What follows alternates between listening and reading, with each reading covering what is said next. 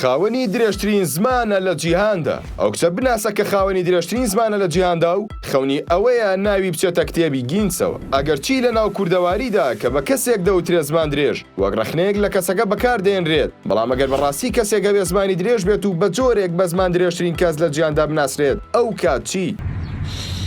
لە جیهانی خۆم پێم ناگریابم بە زۆر دوژنەوەیان لێکردم تۆ سەنسی خۆم دەگریم لەو بەختی خۆم دەگریم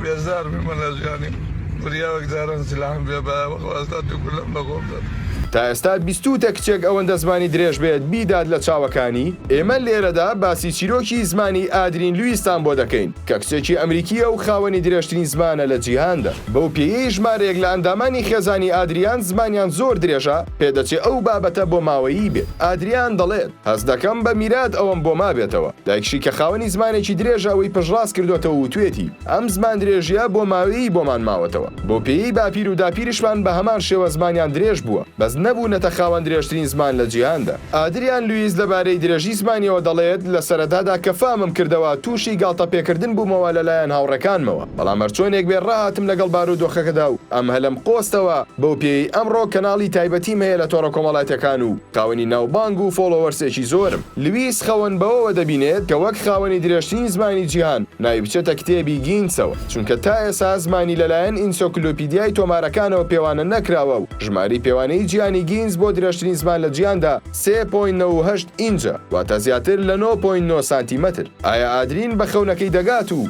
دەبێتە خاوەنی درێژترین زمان لە جیهاندا؟